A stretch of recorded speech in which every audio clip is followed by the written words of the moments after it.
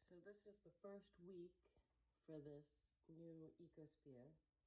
I added both of my small ones to this big one, as well as some new stuff. This one has a lot more wood in it, which we've come to realize a lot of critters live in the wood and kind of need it for them to sustain life. So here we have a clam, which is very difficult to see. It's kind of closed up and moved itself down into the sand a little further. That's been in there for a while. I don't think that's new, but it could be new. I did have some in, but I didn't see them very often. I think because the surface of the substrate was not as big as this. So, they tuck themselves away in the plants and things. So we have copepods, tons of them. And they have, a lot of them have eggs that I think the clam just spit out this stuff here. So you can see those. They're not as tiny as you would imagine, but they are very small. So it seems like we have one type of copepod, which I think that's one there. I'm going to try to put my magnifying glass on the camera so that maybe we can see. I'll put it on the egg cluster here. Oh yeah, okay. So that's eggs, snail eggs. They will hatch. They have hatched in here before, very successfully. So we always have new snails coming. Okay, so there is the clam. You can see the lip of the clam with the little fur to filter out anything too big for it, which is why I think it just spit. So this is a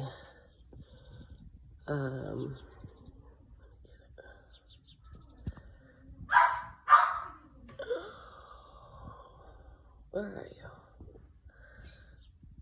Okay, that's a snail that was hatched in here. Now I don't know. I think that and a copepod. Do you see that swimming around there? I don't know if that's one that I purchased from the pet store. There are some that we purchased and some that were natural from the lake. So this one is natural from the lake. It has sort of a cone shaped instead of the big round, which I'll show you. Let's see if we can get some of these worms. So there are a couple of different types of larvae and worms. That is an egg sac, I believe, the white. Let's see if we can find some of these worms. They're quite interesting. They, I had one hatch, and it was a midge, a non-biting midge. I do have one that is a biting midge in here. That is not a worm, that is a root that's floated to the top. Okay, so these are the egg sacs that they either came from or are very attracted to. And you'll see them moving in and out of the egg sac. These are the copepods. Let's see if we can get a good shot of one of those. Well, we'll just continue on. Okay, so the midges seem to stay at the top of the water surface. I think, because they will eventually hatch and live outside of water. So on this piece of wood, I'm going to turn this. On this piece of wood is where the biting midge lives, and that is very different from the non-biting. That actually has legs and a black head and a yellow mouth. There it is. A little bit hard to see. It's easier to see at night. It seems to be a lot more active at night, but we'll see if that actually hatches into a midge. Seems to like to eat these little roots, but pretty interesting. Let's see if we can get one of these worms. Okay, so this one you can see the worm inside of it very slightly. Okay, so let's come back down here, and this is the mussel, the freshwater mussel. Its body is mostly buried under the sand, but he seems to be very good at cleaning the water and very interesting to watch. So here's a very small twig. I'm going to show you what it looks like. You know, tiny little twig. Just my finger for reference.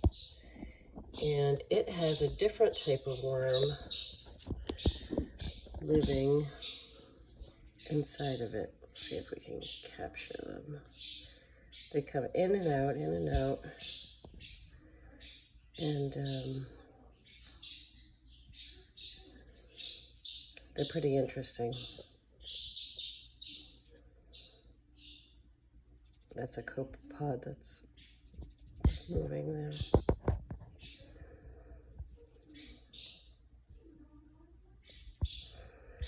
Try to get a nice clear shot of that.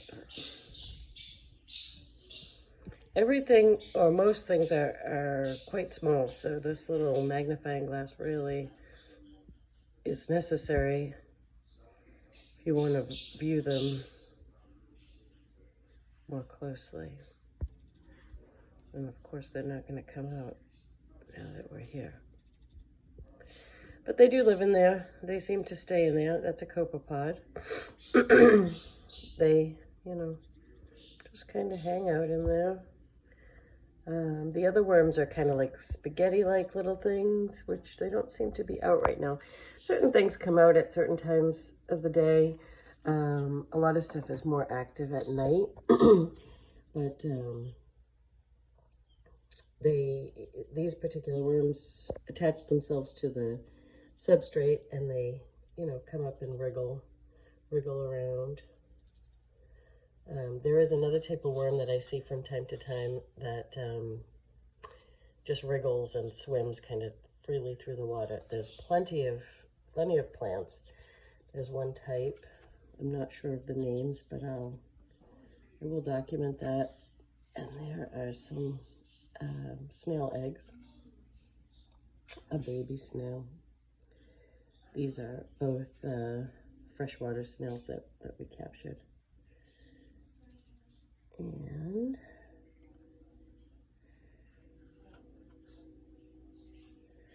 these spiky things do very well.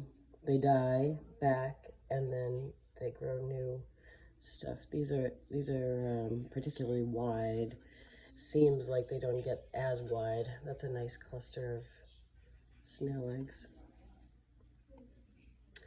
Seems like they don't get as wide. So like that's more typical of what happens inside the tank. But they do grow back very quickly after they die off. And the snails seem to enjoy eating them as they die off. This is a different type of plant. Also seems to do really well. This is a year old. It was in the older tank. Let's see if we can find There is a cherry shrimp in here. There's also scud shrimp, which are native to the lake. The cherry shrimp I purchased at the pet store, just to add a little something interesting to it. The scuds seem to hide out, so I've seen them active at night, but not so much during the day yet. But they will as they get more comfortable in their new environment. I think this is just my theory, but I think that when they get into a new environment, they hide in the sand and probably mate and lay their eggs to ensure that they don't die off, because it sometimes takes quite a while before they get established. I'm seeing something that I think I have not seen before, unless it's the cherry shrimp, and I don't think it is. I can't see it from behind. That looks like a bug to me, a nymph of some sort, probably a dragonfly nymph. Let's turn this around so we can see if we can get a glimpse of it, because I have not really seen it. Yeah, some kind of nymph, probably a dragonfly or something similar to that. So that is right here. So as, you know, I've had these for about a year now.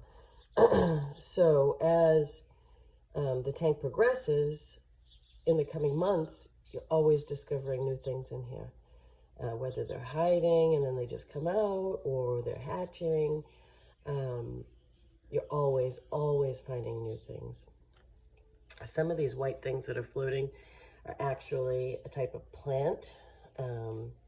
Little tiny green, they're usually green, those are dying. But they float on the surface of the water, which I did have a big bloom of those in the smaller tank that I put in here.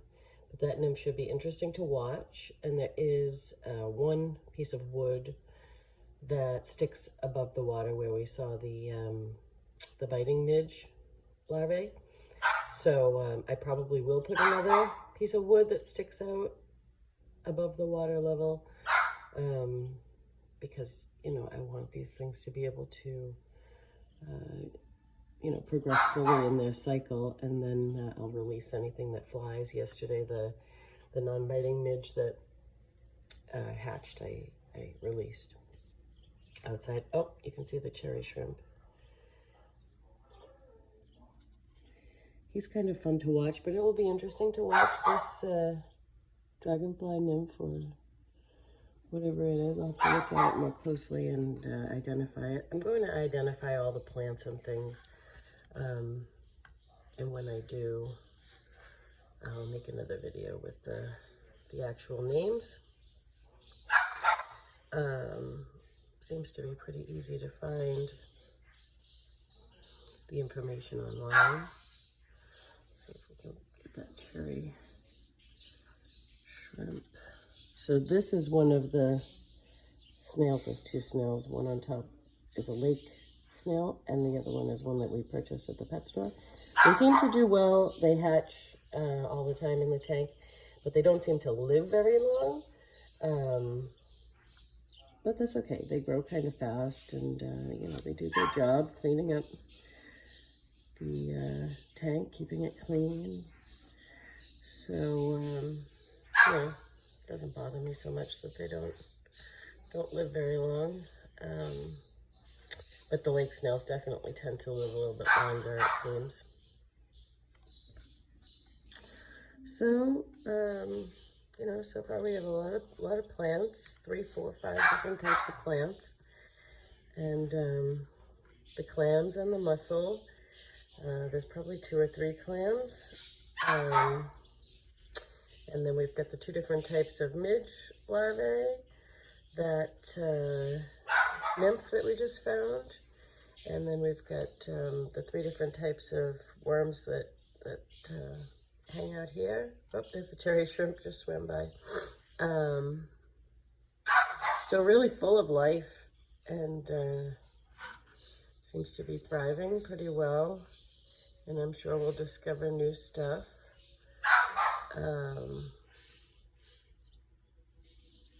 And as I do, I'll document it. But I plan to have this for a very long time. And I'm hoping that it does well, thrives. There's another type of plant right there. You know, the other one that I had for a year did very well. I anticipate this will be the same. And it really takes no care at all. You really shouldn't even open it. I anticipate that I will open it often at first because I'm going to be having these midges hatch. But then I plan to raise the water level to about here, and I will still have pieces of wood that stick out of the top. But I would like to raise the water level just a little bit. And then I'll close it up and only open it if I absolutely have to. It's not completely airtight. I've got 3 plates here that are very heavy. I used the 3 for the weight, and then this is just ornamental top there. I may, once I'm sure I'm not going to be really opening it, I'll probably put some glue here to try to create a better seal, or maybe I'll be able to find some kind of rubber ring to go there or something. But I'm quite happy with it. We've got soil, good compost soil here, and then a layer of live sand from the lake,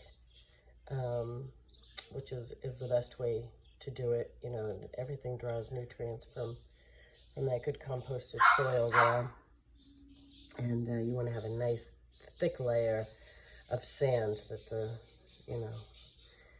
scuds and the clams can dig through, and they turn everything around. You end up getting a little bit of the soil mixed in. But that's the way we've done it in the past, and it seems to work really well. Very soon this will look quite different, because a lot of these spikes will have died and we'll have new growth. This cluster of plants does not have roots going into the ground. It may or it may not. I haven't really been able to tell whether it does or not. In the other tank, it was along the surface here, which was fine. The snails like to climb through it, and they eat it. Everything eats it. And it seemed to grow and do fine, so I don't think that it needs to put in roots, but I suspect it probably would if given the opportunity. So in the last tank, I had put a piece of wood in, and it naturally kind of pushed it down to the bottom.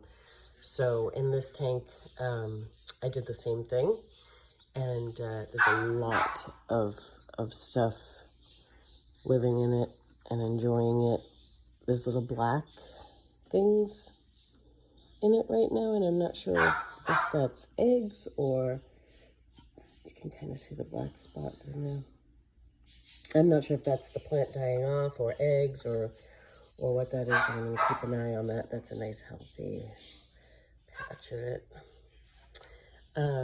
But different times of the year at the lake, sometimes there's no plants, sometimes it's full of plants. So, you get what you can when you can, but I think I have a nice variety now. And like I said, they tend to do well, so I don't think that'll be an issue at this point. I basically have everything that I could ever want in here. There's also some lice that you see along the wood.